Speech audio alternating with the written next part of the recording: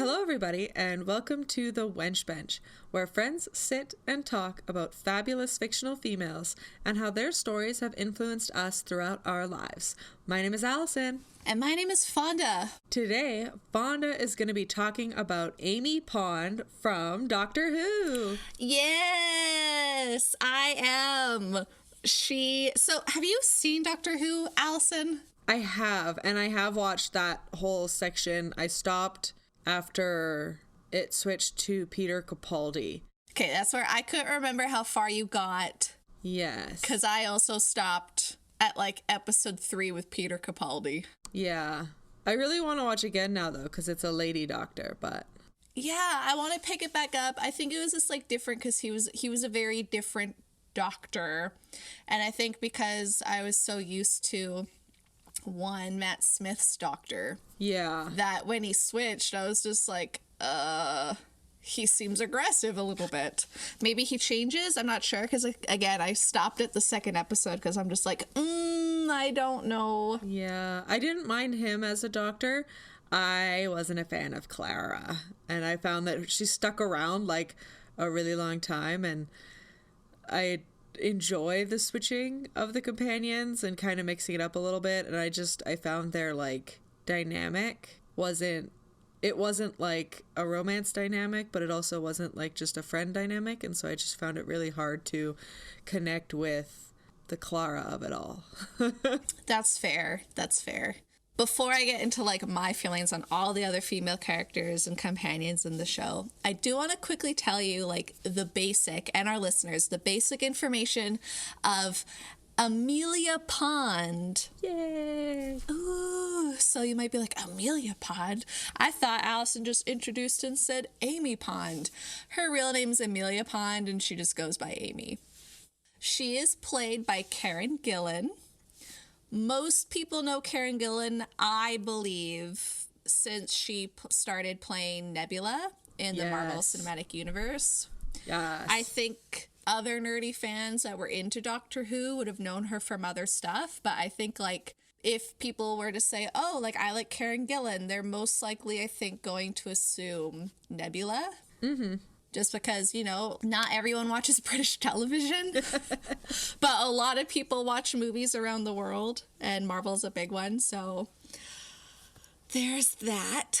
Yes. Amy Pond debuted in 2010 in the episode The 11th Hour. Oh my God.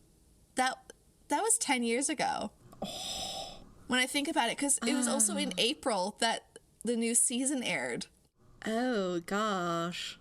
That was wow. Okay. Yeah. I'm just realizing. I feel old I now. know I'm not old. I know we're not old, but I feel old. Yep. I feel very old right now. So Amy is a companion to the 11th Doctor, played by Matt Smith, who I really like Matt Smith a lot. He's in The Crown. I don't know if he's been in anything else that I think a lot of people watch or have seen on Netflix. I think he's actually in a new movie. I don't know if it's out yet or not, but it's about not Marilyn Manson. Charles Manson and like the Manson women. And apparently he does a really good job, and I want to see that movie super bad. We're all gonna have to wait for new movies, I think. Yeah. Yeah. Yeah, because, we should probably mention, and I'm just talking about the basics, so it's totally okay to side tangent. Yeah. As we're recording this, it is April 11th, 2020, and the coronavirus is a big thing. I don't want to downplay it. I don't want to overplay it. I'm just going to mention that we're recording very differently. Yes, that's probably actually a good thing to mention. This is our first time recording in 2 different places, so that's fun. Yeah, but like the McElroys do it. You know, like that's how they do Mabim Bam and The Adventure Zone. I feel like tons of other podcasters do it. Yeah. It's just that we were very lucky that we could just meet face to face, and now we can't. So the setups are a little janky. Little bit. But Yeah, so if you hear a difference in audio, it's because I'm not as good as audio stuff, so I have to like figure it out on my end. Yeah. But I trust in Alison for post editing and production, so. Yeah, edit it all together. Make it sound like we are in the same room, maybe. Yeah, that'd be good. Just input Dutch and it'll sound like it's normal. Yes. Yes. Okay, back to the basics about Amy Pond. Okay. So the doctor first meets Amy when she is 7 years old, who's betrayed by Caitlin Blackwood.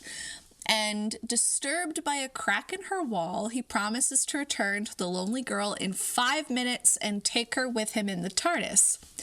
But he accidentally arrives 12 years later, by which time adult Amy has become skeptical about her quote-unquote imaginary friend.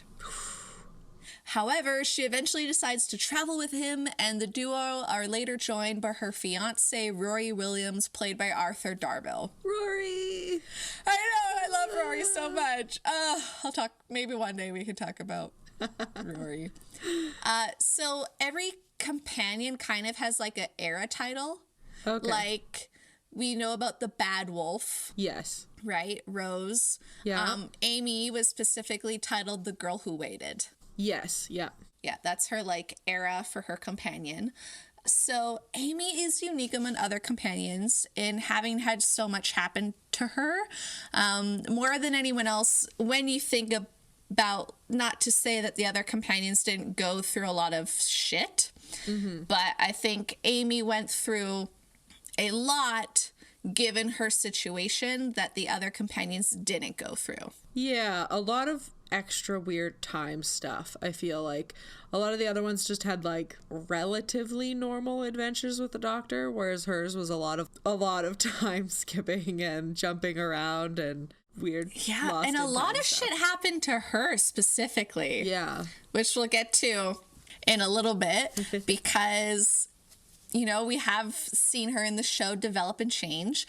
She is also a companion of many firsts, one being she's the first to have known the doctor as a child, even if it was for a small period of time. Oh, cool. She was the first to actually jump him rather than, like, simply admire him from a start. Like, yeah, like really took control and jumped them bones. Yeah, hard. She was the first to be seen happily married, because Donna didn't marry, right? Except for, like, in her weird, I think it was in the library or whatever, when she was in her other world in the library and she had her husband. Yeah, that was oh, Donna. Okay. We'll get into Donna on another date. There's too much right now.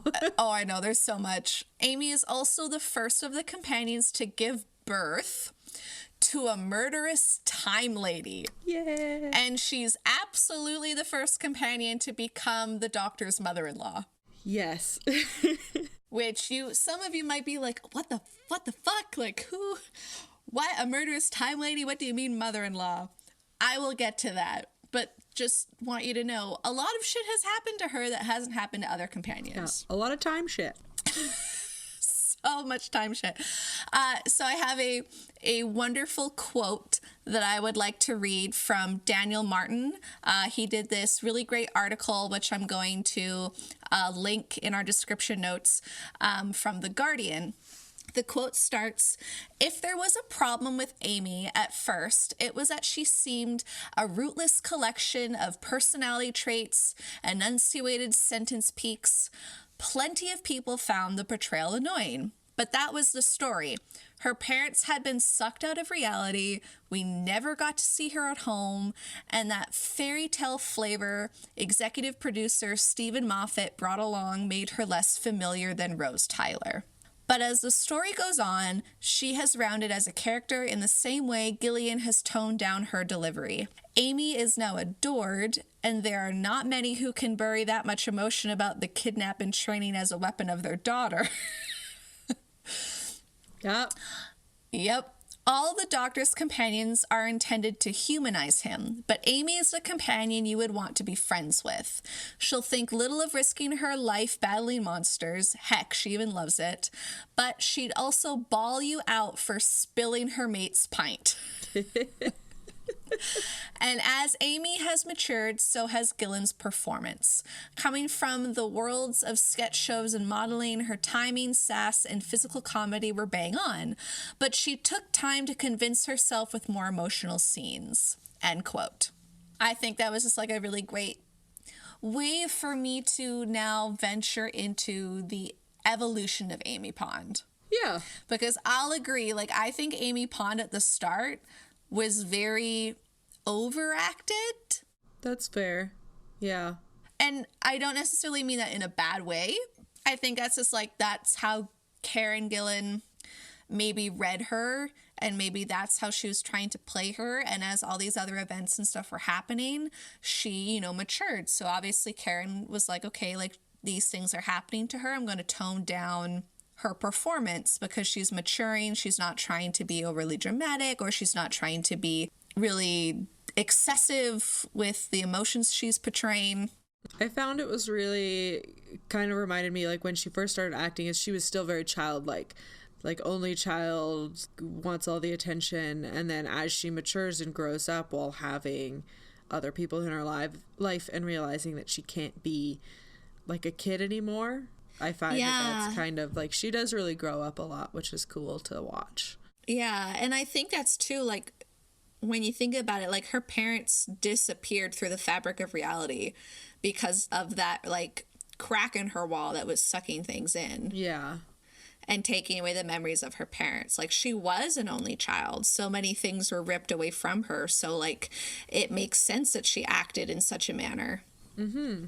Until she actually had, like, other people in her life that, you know, helped her with experiences to make her grow. Yeah. Which I'm like, ugh, my heart. All right, so let me get into the evolution of dear old, wonderful Amy Pond. So from her introduction in Stephen Moffat's The 11th Hour, which aired back in April 2010, until the 6th series of the show, Amy Pond has been much more than the supposed eye candy that I believe many people and fans unfairly referred to her as at the beginning of the series. Yeah. She, like, yes, she's gorgeous, and she, you know, when you first meet her, she's a kissogram. Like, that's her job. Yeah. Like, she's wearing a sexy cop uniform. yeah, so I get that when you are first introduced to her, she appears to be an eye candy in terms of, like, the body image and the way that she portrays herself. She definitely knows she's sexy and attractive. Mm-hmm. And there's nothing wrong with that. No, it's not. And I never viewed it as it was coming from a male gaze or a male lens either. Mm-hmm. And I think the great thing about Karen Gillan is Karen Gillan came from, like, modeling and comedy shows. So, like, I think she knew how to assert herself physically and play a person who's like, I know that I am attractive. I'm going to be confident in myself, not because of you, not because of the doctor, not because of, like, even Rory Williams, but because of, like, herself and her own agency. So I really liked that. Yeah. But I believe that she's far more three-dimensional and developed than I think any pre-existing judgments made her out to be. And I think you could see that if you, like, watched the whole show. Yeah. And you can say that about, like, a lot of characters, is that we tend to jump the gun a lot when it comes to judging characters at first glance, or, like, after a trailer and we're like, oh, like, this is terrible. It's like, well, you really have to watch the whole performance to get the whole thing in order to make those kinds of judgments. Especially because there is something to be said where sometimes writers, directors, anyone that's developing any kind of media where there's characters involved, I feel like they use stereotypes sometimes to their advantage in trailers or, like, snippets before the entire show, movie, or book comes out, where we might think one character is going to be portrayed stereotypically based off of the bit of information we're receiving, and then we can be pleasantly surprised when it's totally the opposite. Yeah. Never judge a book by its cover. Nope. Nope, nope, nope, nope. So there was an article from 2011 written by Chris Hayden from the Den of Geek, who made a great point in regards to Amy and basically sums up thoughts and views I have in regards to the character that is Amy Pond. So the quote starts with him saying, "Since she became a companion and held her own in the dangerous worlds she faces, Amy's image is something for fans to cherish, particularly young women. There are few strong female characters in British television today." Again, he wrote this in 2011. Mm-hmm. "But Amy Pond is something of a sci-fi role model to many. She's feisty, yet heartful, bold but thoughtful, and she appreciates everything she has. Although the media quibbled over her sexual dress sense of short skirts and the police uniform, Amy's sexuality is not exploited. It's true that many men find her desirable, but her presence in the show is not for her looks, but for her as a character. In a world where reality television rules and underweight women are captured for their supposed beauty, it gives one great pleasure to know that there is still something out there to give hope to those who seek it, especially those who envision themselves like Amy." Yeah. Right? Yeah. And I think that's a bit of a misconception about the miniskirts. Because, yes, she does wear miniskirts, but Karen Gillan also has legs for days. Oh, yeah. Ridiculously long legs. So even though it's like, oh, well, she's wearing a miniskirt, it's like, that could just be like an average like skirt. Skirt. You put it on Karen Gillan and it's like, oh my God.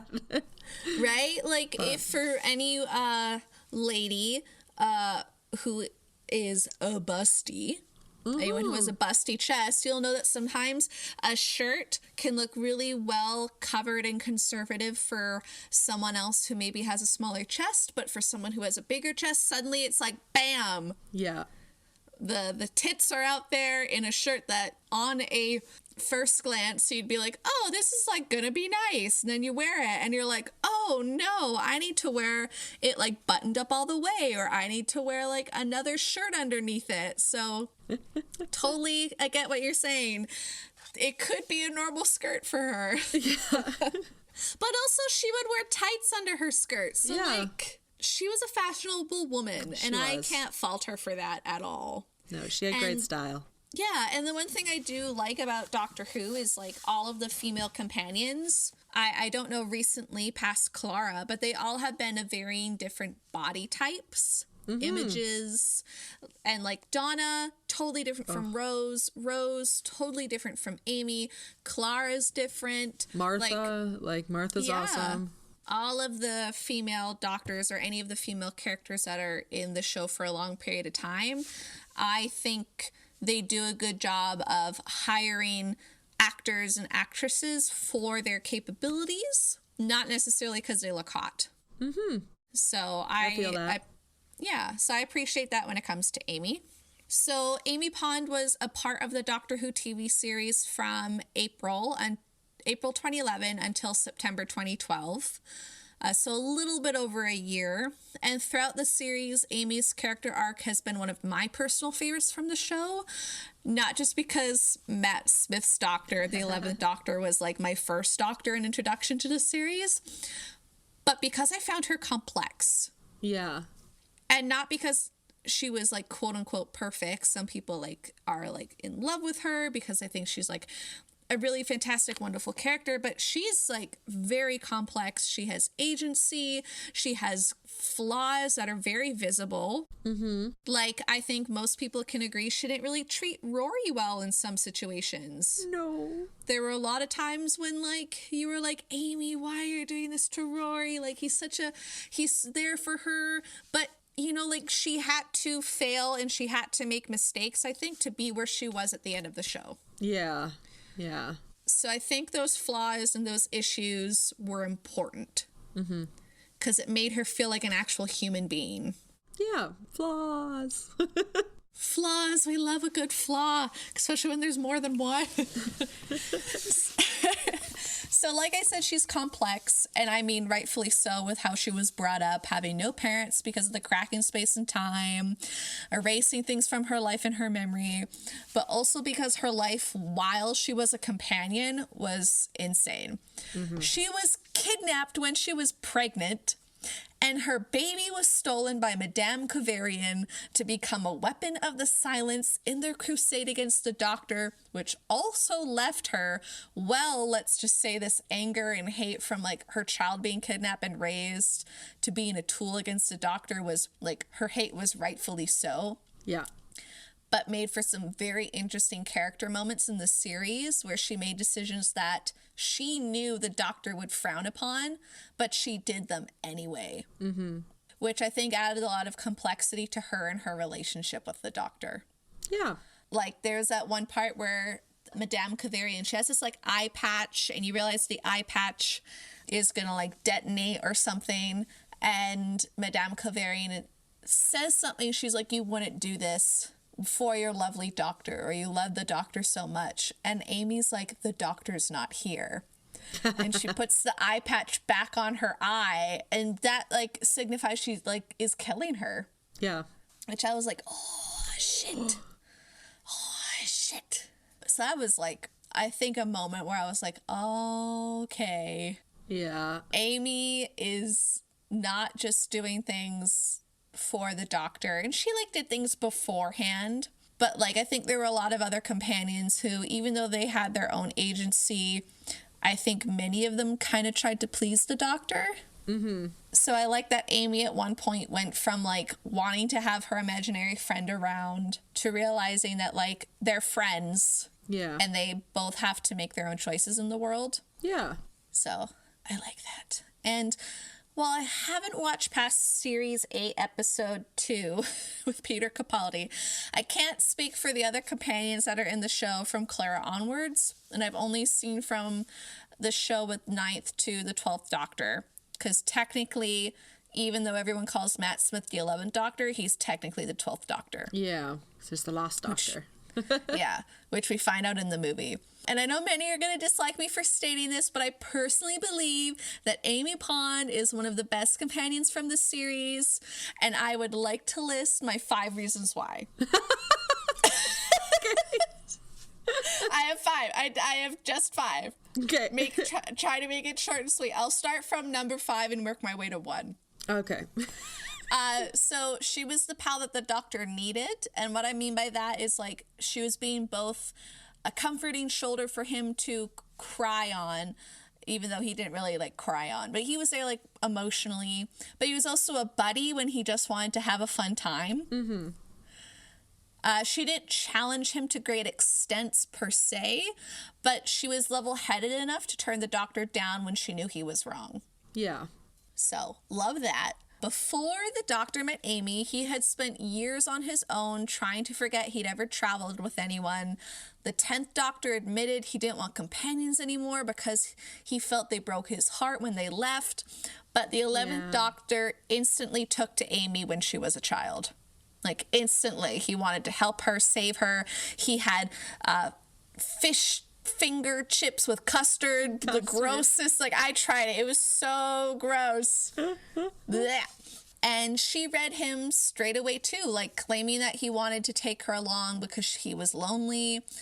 And as soon as they began their travels, the Doctor regained his love for adventure, and he opened himself up once again to accept new friends. Mm-hmm. And in case you haven't noticed based on me talking, the Doctor tends to get involved with companions once a new generation is in place.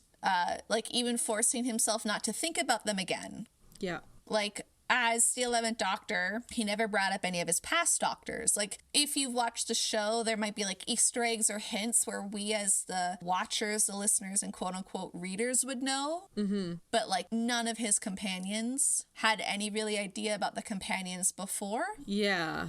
Yeah, there's been a couple episodes where they do, like, all together. I think it's a David Tennant one where they get, like, all of them and they all have to fly the TARDIS together because they're not supposed to be flown alone, and that's why it's so hard to fly it. Yeah. And it's heartbreaking. Oh, I bet. So, well, besides that one, yeah, Amy is technically one of the companions whose name has popped up after she leaves. Yeah. The first instance happened immediately after he turned into the 12th Doctor, wishing he had Amy as his companion after Clara wasn't proving up to the task at the beginning. He thought of Amy again in the diner he'd been with her before. And finally, when he was about to regenerate into the 13th Doctor, the remarkable fact to consider is how these events happened over 1,000 years after he last saw her. Like, he was still thinking about her. Yeah. Which, like, really, really broke me. Yeah. Because the way she left, I'll get to I'll get there. But, oh, boy. So my second one, before we get to number one, is, do you remember when I said Amy's companion era was called The Girl Who Waited? Yes. Okay. Almost every companion has had a moniker that they identify with, but Amy's one that displays a great virtue. Even though one would think traveling on the TARDIS would make a person impatient, Amy was someone who had the talent of patience. Mm-hmm. Even though she was very feisty, and I think at first glance you wouldn't think she was a patient person. This was, in my opinion, most evident when we saw the older Amy spend decades on her own. Yet she still retained her sanity, and she was still selfless enough to let her younger self escape with Rory, because she knew that the TARDIS wouldn't have been able to hold two versions of Amy. Yeah. And, like, Rory wanted it to happen anyways, but older Amy didn't. Yeah. And so even though she had a belief in the Doctor for the years, at a time when everyone had told her he'd just been a figment of her imagination, it showed how she truly deserved this title, because not only did she wait for a Doctor that she thought was never going to show, she waited for everyone to come back to her, and when they did, she realized she couldn't let her younger self do it because the cycle would continue. So she waited, even though she knew she was going to die. And, like, it's just, like... That whole, like, arc is ridiculously sad, because I don't know... I guess we should probably... Quick little recap on that arc. They go to, like, a time hospital where if you have somebody who's dying, they can go into one room. And that is on, like, a different speed than the rest. So you can, like, watch your family grow old while not... like before you die. So if you're gonna like die in 2 years or whatever, you can go into like the slow timeline, and your family can come back and visit you and stuff. And so she got stuck in the fast one, while the Doctor and Rory were in like the normal one, and it was a gut punch, to say the least. It was. Especially because, like, in that timeline, seeing older Amy, she was a badass. So cool. So cool. It was so cool. And, like, it showed her not necessarily needing anyone to survive. And I think that's a strong part of Amy, is even though she has probably been lonely her entire life with how she grew up and the events that happened, like, she never got to raise her daughter. And so that must have been, like, a whole thing.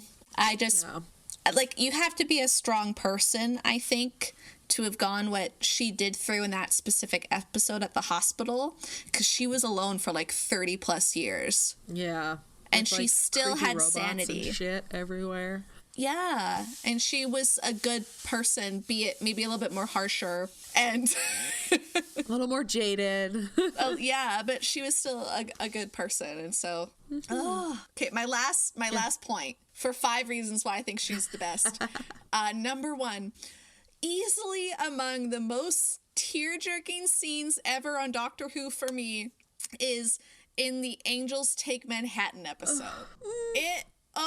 We saw Amy's farewell play out through the foreword that she left in her book for the Doctor, rather than have any resentment for him being the reason she and Rory were trapped in the past.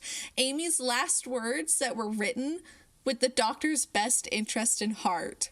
Like, the part in the episode, for no one that's watched it, so in the Angels Take Manhattan, basically any statue in Manhattan is suddenly an angel. Like, the Statue of Liberty is quote-unquote an angel, which are these I don't even know how I think they're like an alien. They're a type of alien. Yeah, and when you look at them, they stop moving. Yes. But if you look away, they suddenly move, which is like really creepy. Don't blink, which is really creepy for people that hate statues. But they live off of people's time.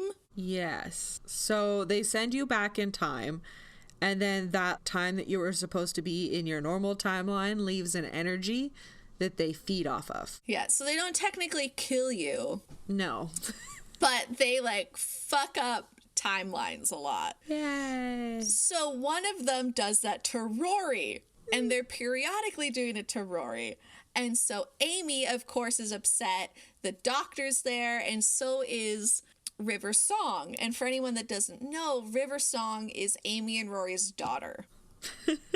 It's complicated. Which is very weird and confusing, because when you meet River Song, you meet her with the 10th Doctor, and she knows all this shit about the Doctor. Mm-hmm. And I find very interesting, because I think if I was to watch the show again, knowing that River Song is Amy and Rory's daughter, I think I would pick up on maybe weird ways they interact. It's good. I have watched a decent amount of it. Yeah, it's very interesting to know as you go back and watch. Oh, it's I bet. Cool. But anyway, so basically they live on the TARDIS, and they're doing this trip, and River Song is there, which by this point they know is their daughter. But Rory gets taken away, and they go through this entire thing to save Rory, bring everyone back so they can escape Manhattan. Like, they can't ever go back to Manhattan. Yeah. Because otherwise something bad's going to happen to the like fabric of time. Time loop or whatever. Yeah. Like they can't go back. And so they go through this like entire arc of shit and like trying to deal with it. And like finally when you think everything's okay, they get back. They're like, let's all get on the TARDIS. Amy turns around and sees that one of the angels had followed them and touches Rory's shoulder, taking him back God knows where. And Amy is staring at the statue, and she's crying. She's not even looking at the Doctor, because if she knows she looks away, then like she won't get to finish saying what she wants to say, basically, right? And like she tells the Doctor she has to go back because it's for Rory, but the Doctor's trying to convince her not to do it. Yep. At all. And then all of a sudden Amy is like, River, you be a good girl and take care of the Doctor. And then River's like, I will. And the Doctor just sobs as Amy quickly turns around, says goodbye, and the statue of an angel touches Amy, and she's taken to the past. And he can't save them again. Like, he can't, and he knows it. And you just see Matt Smith sobbing. He's like on his knees crying as River Song is taking him into the TARDIS because they have to leave. And then that's when he ends up finding that expert, because at the start of the book Amy's reading a book and the Doctor rips out the last page because he doesn't like endings. Yeah. And so Amy writes him like this really well-written excerpt at the end where she could have told him about the many struggles she had to survive in the past. But all she did was assure the Doctor that she still loved him, because she knew that the Doctor was going to get that book. So in the past, in order to give like a final goodbye, she had purchased that book and like knew River Song was going to get it. And she wrote an expert on the last page that she knew he was going to rip away. And so she like assured the Doctor that she still loved him, and to relieve himself of any guilt that he had. And after all the pain that she endured, Amy learned to live with no regrets in the past. A lesson that she wisely passed on to the Doctor in the episode. And it just like,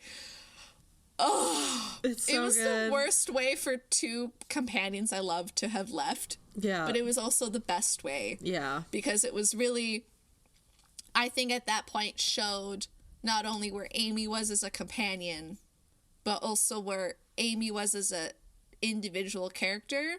Yeah. Who didn't want to make the Doctor be upset, who didn't want to make the Doctor feel guilty or anything, because like that was a decision she made. Mm-hmm. And at the end of the day, like, yeah, she got taken to the past and probably had to find a new name, and they had to figure out all this shit. Like, they still lived a life where they grew old together, and they ended up having a son. I know. Which wasn't in the show. It was a scene that got cut out, but Yeah. their son, who grew older, ended up visiting Rory's dad. Oh. Oh. And he went and he knocked on the door, and he was like, he handed him something because, like, the dad didn't know. Like, the dad knew about the doctor, and, like, he kind of knew that they were leaving all these times. But, like, he didn't know that why they were gone for so long, thinking they could just come back. So when, like, they never came back, Amy and Rory's, like, son that grew up old went to see him, and it was just like, oh, I wanted that to be in the show because I think that would have been really good. That is really good. Yeah.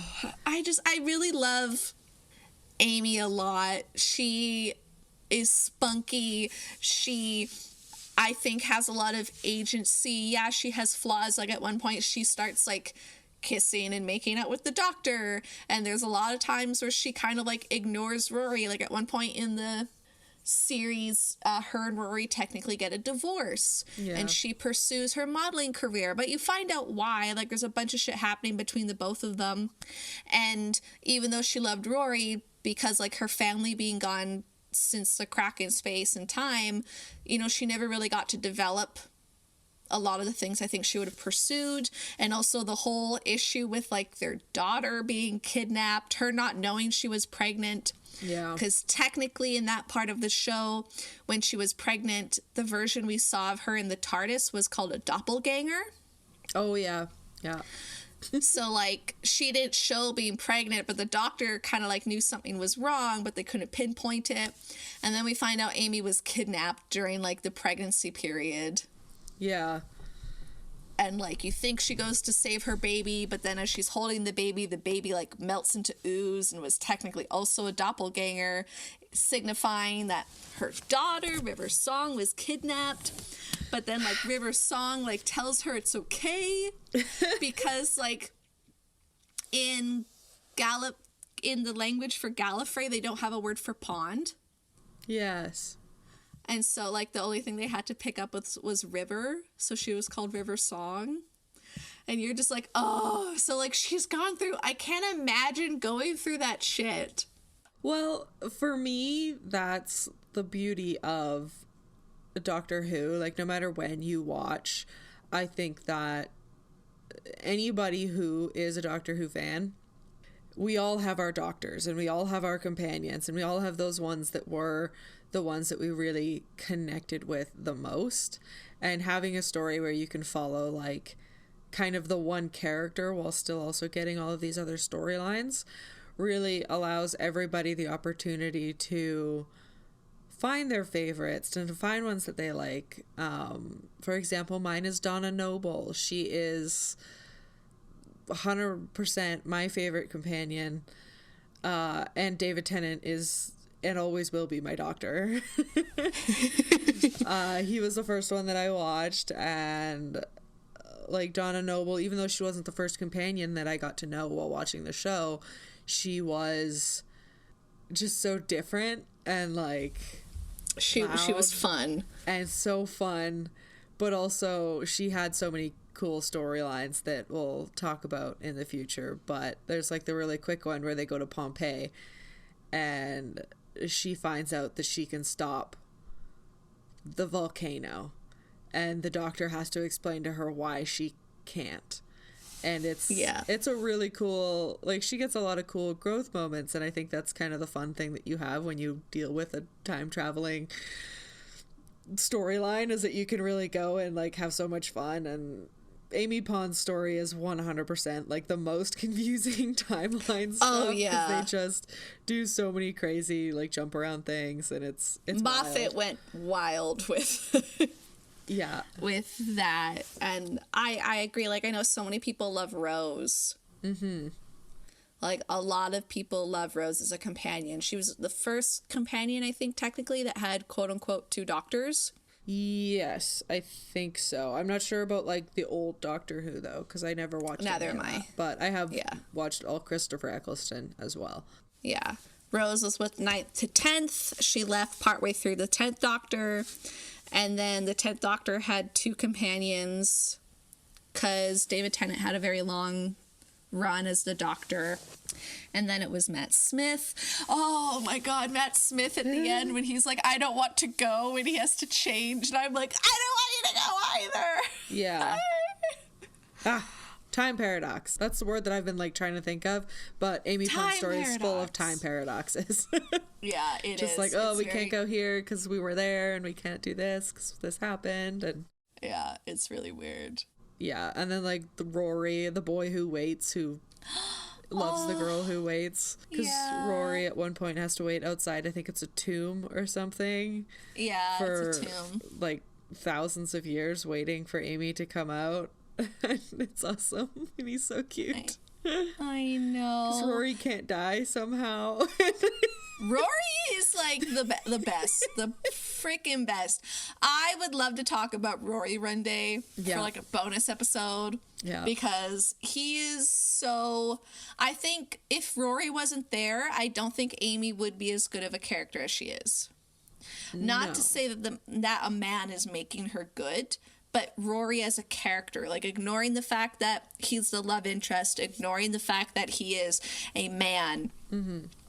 How they use Rory as a character to be a foil, to be a compliment, really builds Amy, because he also, through being there, challenges her as well. Yeah. He is just so good. Yeah. I think some people at first are like, oh, they're just married because it's like they were childhood friends. And this nerdy boy gets the hot girl model, but it's like, no, like there's a reason why Amy loves Rory. And there's a quote where she says it in the episode where they go to the hospital. Mm-hmm. She's like, Rory is the most beautiful man I've ever met. I know. And she talks about him in a way where it's just like, it's him as a person. It's what he does. It's what he contributes. It's how he acts to other people, not just her, that makes him so beautiful. And she loves him for that. And I'm just like, there's a reason why she left to go be with him at the end. I love them so much. They're just so cute. I know. Alison, I'm sorry. I am so sorry for our listeners because I was probably like bouncing back and forth a bit. Again, the show itself is confusing. Yeah, wibbly wobbly, timey wimey stuff. Exactly. Like you actually have to commit to watch things in the order that they have to be watched in. Otherwise, it's so confusing. Yeah. And like, even though I think some seasons could be technically standalone, you wouldn't have to watch other seasons. Yeah, there's a lot of things that come up that are explained in like previous episodes, like about certain villains and bad guys that like don't often get re-explained as well. Yeah, and there's certain like one-off episodes or like 1 or 2 episode arcs that you can really watch and just have them be on their own. The very first episode I ever did watch was suggested to me by one of our friends. But I watched the episode Blink first, which is I believe the first time in the new series that you meet the Weeping Angels. And it's creepy. Hate the Weeping Angels. Oh, it's creepy. It's David Tennant. There's a bunch of time stuff, and it really just gets you in the vibe of like what this show is about. And it's just I found it to be like a really good starting point, but it is a good standalone.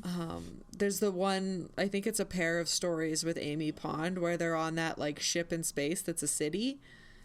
Oh yeah, so that one's really cool, where they find a bunch of cities from Earth had to move to space, and they're all like on the back of basically like massive almost space whales. Star whales. It's a good one. Yeah. That's a good episode that shows Amy making decisions that technically the doctor wouldn't like either. Oh, 100%. Shows her to the fullest. Can I ask you what your favorite and least favorite moment of Amy Pond is? Because I know that Donna Noble's your favorite companion. Yeah. But what would you say your favorite and least favorite for Amelia Pond was? For Amy Pond, I really liked I think it's a couple episode arc, but it's where they are with River and they go into the cavern of the Weeping Angels, and all of this like time energy is seeping around. And I really love like creepy sci-fi, like aliens, like that kind of stuff. Predator, like I like that little bit of like creepy factor. And so I found that episode, at one point she ends up having like an angel inside of her, and so she can't open her eyes, and so she has to be like walking around with her eyes closed this whole time, which is not good. Nope. And a lot of people die. Oh yeah. But it's a really cool episode with just like a lot of like action, and there's like space marines, and who doesn't love a good space marine? I know, it's pretty good. So that's probably my favorite episode. And then I think just my least favorite part about Amy was probably how she kind of mistreated Rory, and there's a couple times where it's like bordering on like cheating. I think when she like kisses the doctor on their wedding night, and I'm just like, Amy, stop it. Yeah, Amy doesn't make good decisions all the time. Like, especially early on. Yeah, like for me, because I am very much like a loyalty person. It's like, yeah, like you want your partner to be loyal to you. You want to trust your partner, especially with somebody who you know that they care about so much. And I find that Rory was really forgiving when it came to her relationship with the doctor, and really understanding that it was kind of like weird that way. But then to have her just like break that trust, and then like lots of that stuff, I was just like, stop. Oh no, I feel you. Like those are definitely, like, I think one of her biggest flaws early on was her infatuation a little bit. Yeah.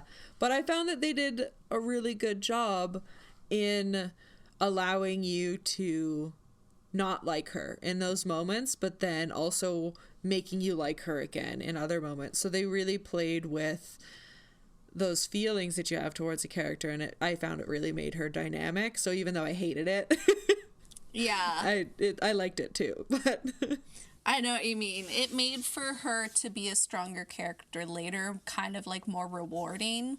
Yeah. Because they're like, you grew as a person. you did better. Yeah. Yes. I love character growth. It's so good. I think sometimes, and I'm at fault for this too, it's easy to like, even though you can see good character growth, if a character does a lot of things that you as an individual deem really, really shitty and really, really bad, it can be hard to like them. Yeah. Even when they show that they're trying to make a change and they're trying to be better. Because for us as like the fans, the people who are watching it, we don't necessarily see them as people all the time. Yeah. We see them as the fictional characters. So it's like, if you have a good character suddenly making like way too many bad decisions, some people will ignore it a little bit too much and not see that maybe the point of this particular character's arc is to digress, is to go from like this quote unquote ideal good character who suddenly is, yeah, they maybe had a trickle of bad luck, or maybe something really upsetting happened in their life, but they're continuing to choose to still make bad decisions. I think some people tend to ignore. And then on the other side, where you start out with like a really, really bad character, some people will choose to still dislike them. Yeah. Which is like, you know, whatever. It is a show at the end of the day. It doesn't really matter. But I think something should be said about the fact that, like, if we could treat these well-written characters as though they kind of are people, then we should kind of forgive them, or even not forgive, but acknowledge that they made really shitty mistakes in the past, but also acknowledge they're trying to be better. So we should focus on what they're trying to do now instead of what they did in the past that they can't change. Yeah. And I mean, that's a great way to like generally treat human beings. All boils down into characters being well-written human beings. At the end of the day. That's all that we want. Yeah, and like I find that there's sometimes showrunners and writers that I feel pander a little bit too much to the audience. Yeah. Like, I enjoy it when you can tell that the creators have a vision and a storyline, and they're going to keep doing that. And it's like, we may not like where it goes, but that's kind of your problem. Yeah. Like, we don't have to like shit. No. Like, we can stop watching stuff at any time, which is going to lead me to a tiny tangent, but I really dislike it when there's so many people that are like, bah, bah, bah, bah, bah, this sucks, or bah, bah, bah, bah, bah, bah. Like, they're really hating on it. Yeah. And I'm thinking in my head, why are you still watching it then? Yeah. And well, creators have a right to create what they want to create just as much as we have a right to like or dislike things. For example, my husband and I were talking about the new James Bond being changed to a woman. Yeah. And I think it's kind of cool, but also when I watch James Bond, I want to watch a sexy British guy fight bad guys as a spy. Like, that's literally what I'm watching James Bond for. For you and personally. So for me personally, that is what I'm watching it for. And I think that there were a lot of people online who feel that same way, but then come at it from the wrong direction. It's like, oh, well, it can't be a woman. It's like, well, to an extent, the people who are upset about it, many of them probably feel the same way I do, that they're just like, well, that's not what I want to watch it for. It's like, I'll still watch the new James Bond movie. Fuck yeah. Like, and who knows? I might watch it and I might love this new woman as James Bond. I might think it's great. But also, like, feeling like a little bit hurt by that. But that's also my own feelings. Like, if the creators want to make her into a woman and go with it that way, it might be awesome when it comes out. It might not, but it's not my fucking decision. Kind of like with Thor. Exactly. Yeah. I know you and I were both really excited about it. Yeah. When we found out that there was going to be quote unquote Lady Thor, who's just known as Thor. Mm-hmm. Like, that was something I think many people were excited about, but then there were also many people who were either just being jerks about it to be jerks, and then there were probably also people who, like you, were like, oh, well, I kind of just really liked seeing this buff Norse god dude. But that's fine. Like, I'll still consume it, and maybe I'll really like it, or maybe I still won't, and there's nothing wrong with that. Mm-hmm. Like, it's okay to not like things as long as you're not a fucking asshole about it. And we're also so fortunate because we live in a world where there's, like, so much stuff. Like, there's so many TV shows, there's so much everything. And then there's remakes are abundant. There's remakes, and there's stuff everywhere. But also those things may lead people to the old stuff too, right? Like, other people might not have been reading Odin's Son Thor comics, but now after reading the other Thor, they watch this. Like, I really liked, like, David Tennant Doctor Who, and then I liked Matt Smith, and then I was like, you know what, I'm going to go back and watch Christopher Eccleston. And so it's kind of translates to bring it back around in that circle to Doctor Who. Bringing it back. We may not like every single one of the companions. We may not like every single one of the doctors. But if you like that kind of core idea, it'll bring you back to that fandom. And then you can always go back and watch the old stuff again and, like, enjoy it and just love it for, like, what it was at that time. And yeah. I think that's a really a sign of a good, well-made TV show, when you can have people that connect with it so much that they will go back and just keep rewatching it over and over again. Mm-hmm. And I wonder for myself, if I'm to let's say I'm 40 and I rewatch it, I'm curious if I would suddenly have a connection with a different companion instead of just Amy. Because, like, the reason I'm talking about Amy is because I loved her so much when I first got into the show. And, like, because I started watching with her, like, Matt Smith and Karen Gillan were my first introduction, and I thought they were a great introduction. And some of the things that Amy was going through, I wasn't, but I still just found her so cool. And I'm like, oh, she's making, like, decisions I wouldn't make, but, like, I feel that what she's doing is valid, and I want to see her pursue these things. And I think she's a good foil to this character. So I do wonder if I'm to rewatch it again, like, my feelings could change. Mm-hmm. Like, the first time I watched the episodes with Rose, I was not a fan. But then after I went back and watched the Eccleston stuff, like, you kind of, I understood her more, and like, she's still not my favorite of the companions, but like, I understand her story more, and I found that I can enjoy it better after I kind of like got all the information I needed. Yeah. And we have a friend who loves Rose, yes, and is like obsessed with her. And so maybe one day we'll get her on to talk about Rose. Yeah, because she is a diehard Rose supporter. Oh yeah.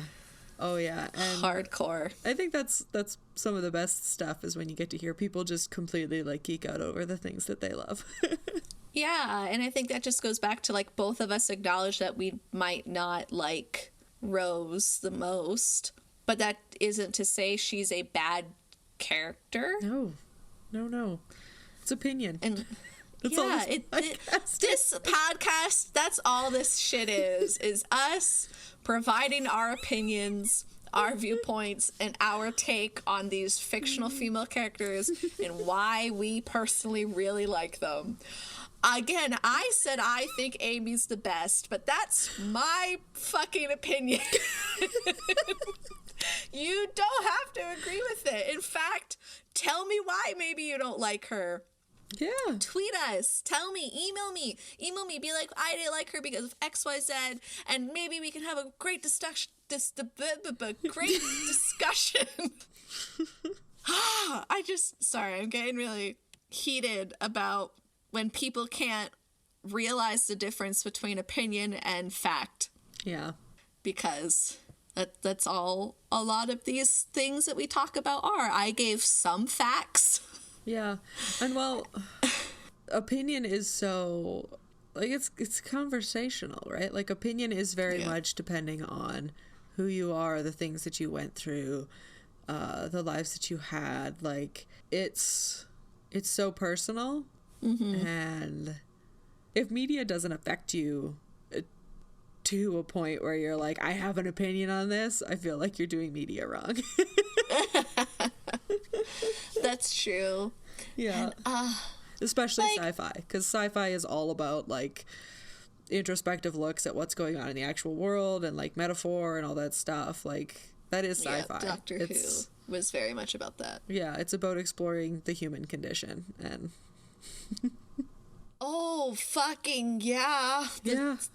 Decisions and shit that happen, and like the moral ambiguity. Like when you said when Donna in that one episode realized that she could stop the whole volcano exploding from Pompeii, but the doctor's like, but we can't. Yeah. That would be good, but we can't. It's like, that would eat me up as a person. And I think Doctor Who's pretty good about those things. It's not a perfect sci-fi show. And I don't know what it's like now, because again, I stopped watching episode 2 with Peter Capaldi. But it's... Yeah, maybe now that I have all this time on my hands, I'll go see what's on Netflix. I know. I'm consuming so many things. Oh, yeah. I'm reading all my comics. I'm finally catching up on my comic stack. I hope you find a wonderful new fictional character to talk about then. Oh, I just finished off the one that actually came out a few years back with She-Hulk. And it was right after there was the Avengers team that I think was like all women. I think it was all women. But it was right around the time of Avengers versus X-Men, that whole series. Oh, okay. Yeah. In it, She-Hulk... Boy Hulk dies. There's a boy Hulk? Well, male Hulk. Normal Hulk. Oh, okay. Got it. He dies. And She-Hulk almost dies. So she actually gets put in a coma, I think, by Thanos. Don't quote me on this. Because you're just reading it. Yeah.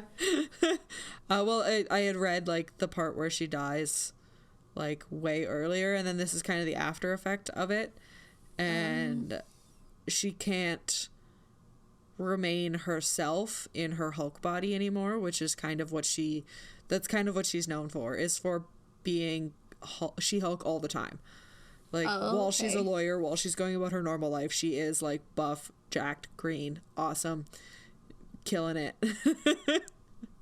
And in this one, when she does turn into Hulk, she's like mostly gray with like splits of green all over her body, and she like has the normal thing that you think of when you think of Hulk, where there's not really a lot of like cognition there, so she's not smart anymore. She's kind of just like a big rage monster. And so it's her kind of coming to terms with like trauma and stuff, and it's actually a really interesting story. So I'll probably talk about She-Hulk one of these days. Yeah, I feel like you just told me what it was you were excited about. Pretty much. That was actually going to be my thing, was just reading more comics. So what I'm excited about is Great. taking advantage of this really weird, shitty time and getting things done, including things that I love, which is reading comics and crocheting a absolutely fucking hideous blanket for my dog. I can't wait to see it. You'll have to share it on our social medias. Oh, it's so bad, because I had bought a bunch of like animal smell resistant yarn, and then when I ran out, I went back to buy more, and the colors that I was using weren't there. Oh. And so like halfway through, I had to like change to completely different colors. It's so gross. Hey, it's for a loving dog. I'm sure he won't care. He's colorblind. Yeah. So that makes me feel a little bit better. Just a little bit. But yeah, so listeners, that's why I love Amy Pond. Yay. And Alison just told you what she's excited about. I did. It's a weird day. So thanks everybody for sticking with us. You can find us wherever podcasts can be found. Please make sure to rate, review, and subscribe if you haven't already. You can follow us on Tumblr, Twitter, and Instagram at Wench Bench Pod. And if you want to reach out, you can send us an email at wenchbenchpod@gmail.com. All the art for the Wench Bench was designed by the wonderful Tessa Joyce Riecken. You can find her on Twitter at Werevile. Thanks for listening. Talk to you soon. Bye. Bye.